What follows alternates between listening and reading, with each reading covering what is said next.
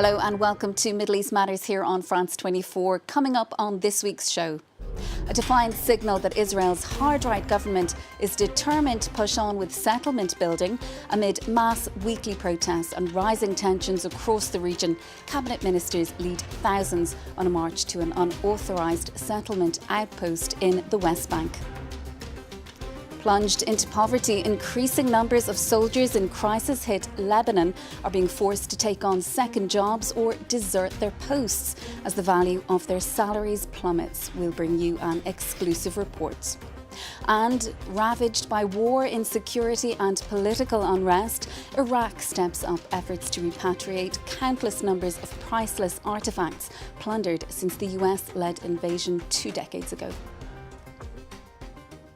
Visits to Eviatar have been officially banned by the Israeli military since it was evacuated by the previous government back in 2021. But this week, several cabinet ministers led thousands on a march to the settlement outpost, signalling that Benjamin Netanyahu's hard-right government is intent on speeding up settlement building on occupied lands, despite international opposition. Well, the march came amid soaring tensions following last week's police raid on Jerusalem's Al-Aqsa Mosque and after Israeli airstrikes targeted areas in the Gaza Strip, Lebanon and Syria from where rockets had been launched by Palestinian militants. With the latest, here's Peter O'Brien. As rallies go, this one was highly unusual. Thousands of Israelis marched in the West Bank on Monday to protest the killing of 3 British Israelis in a shooting last week. What's more surprising is the fact they were joined by many politicians from the ruling coalition, including several cabinet ministers who aren't happy with the rise in instability since they came to power in December. Those who are strong in the face of terror in Eviatar will be strong in the face of terror in Tel Aviv. Eviatar, the destination of the march, is a settlement that had been evacuated under the previous government. Israel's new government, its most far-right ever, is determined to speed up settlement building on occupied Palestinian territory. But it's been met with mass protests, a rise in violence, rocket fire emanating from Gaza, Lebanon and Syria, and plummeting approval ratings. They were elected on a platform of making people feel safe again. And as we've been reporting, there's been so much violence, people don't feel safe, and they themselves feel threatened politically. So now they're coming out against the military, and that's the very strange situation we're in today. It's called yes. Prime Minister Benjamin Netanyahu's political survival depends on the ultra-nationalists in his coalition. He's made major concessions to them with a modified law to allow Israelis to return to previously evacuated parts of the West Bank and an overhaul of the judicial system. It was the latter that sparked such widespread protests. This division in Israel, which is practically unprecedented, makes it perhaps more tempting for all kinds of enemies and all kinds of groups which are looking for the opportunistic moment to hurt Israel or hurt Netanyahu in delicate moments. They feel, and rightly so, that this could be a good moment. Nobody sums up Netanyahu's lack of grip over his cabinet more than Defense Minister Yoav Gallant. Netanyahu dismissed him on March the 26th after he called for the judicial reform to be put on hold. But since then, it has been paused and Gallant's sacking has been reversed.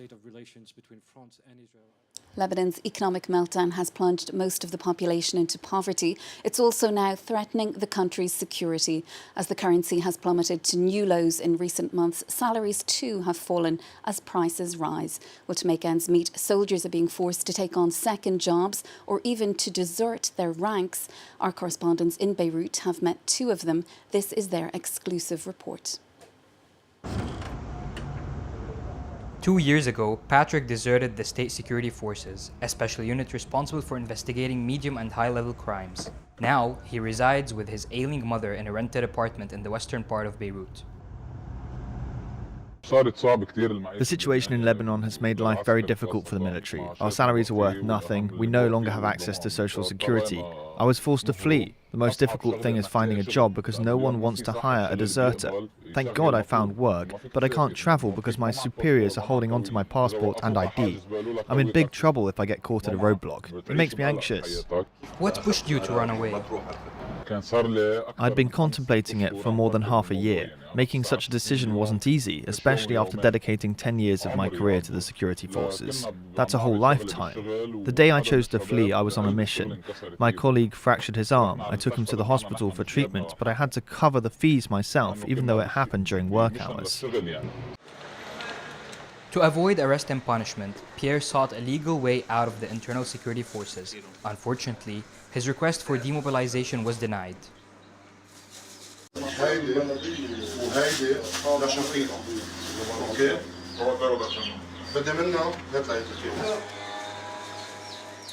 Since they can't raise his €50 salary, Pierre's supervisors allow him to work 2 jobs. He spends part of his time delivering goods for a local fruit and vegetable shop.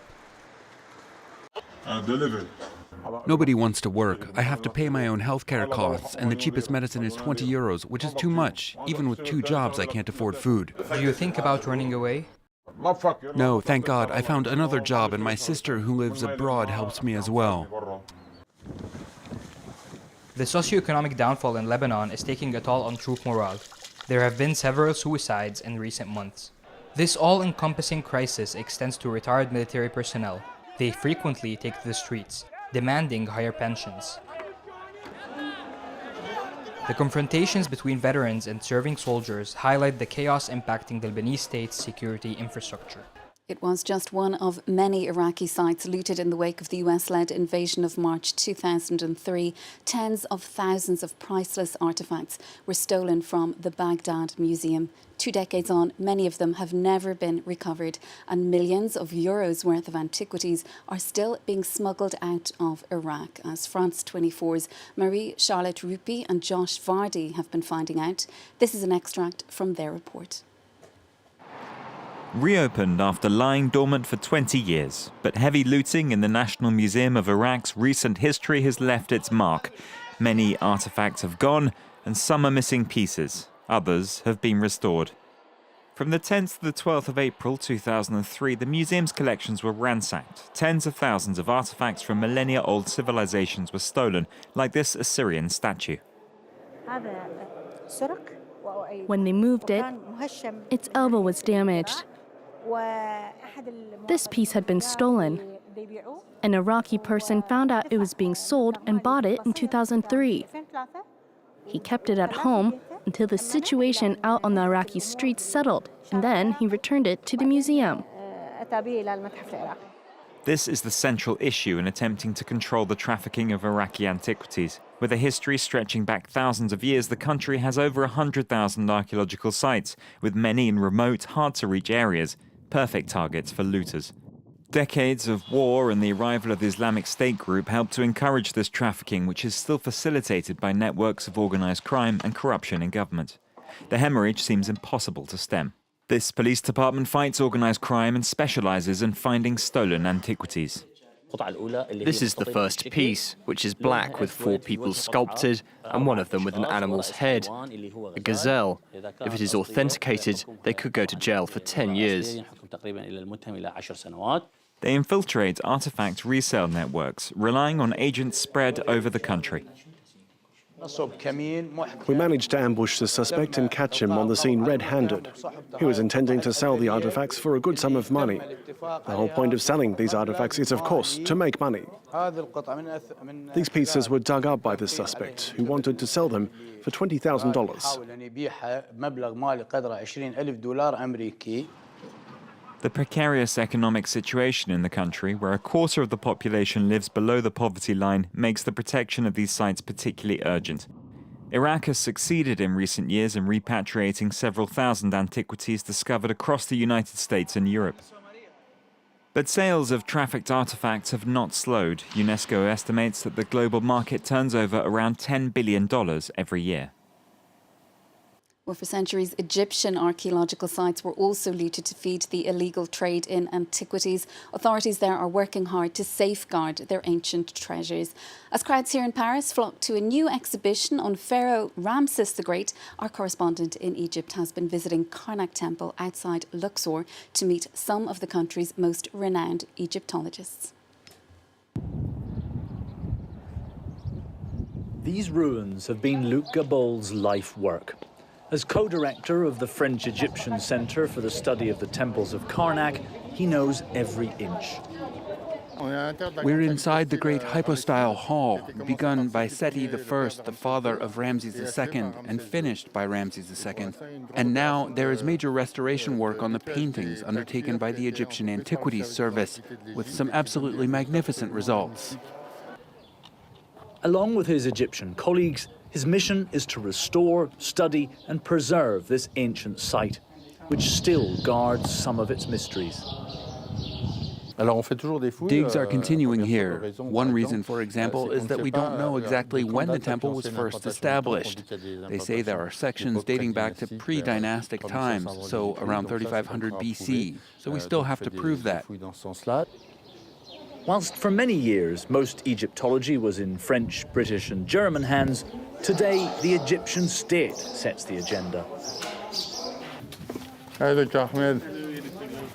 Nice to see you. Good morning. Me too. I wish I had a nice day. Ahmed El Taher, who also directs this Franco-Egyptian project, studied in both Egypt and at England's prestigious Oxford University. He's part of a new generation of specialists. And if he's proud to work alongside French scientists, he's just as keen to point out the importance of Egyptians in the field. There is a lot of Egyptians who already made a great discovery in the past. Of course, nowadays, the number of Egyptian Egyptologists became a lot, and we are famous and we can do the work, let's say.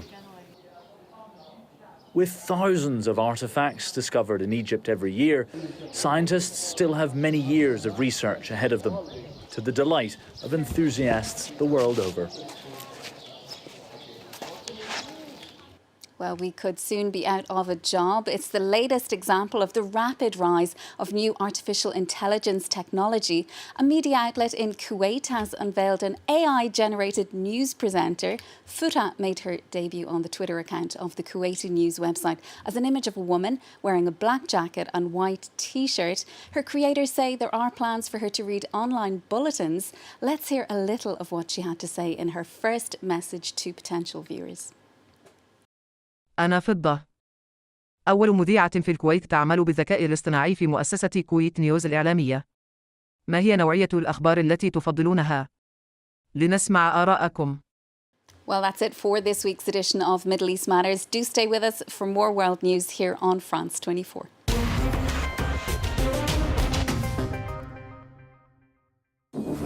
On France 24, watch exclusive interviews with the world's most influential personalities. We need to act together because we're protecting our freedom. Encounters with key political leaders. L'inquiétude, elle est extrême. Leading figures from the worlds of culture, sport and science.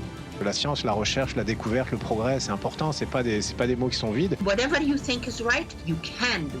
Watch The Interview, a meeting of ideas on France 24 and France24.com. Liberté, égalité, actualité.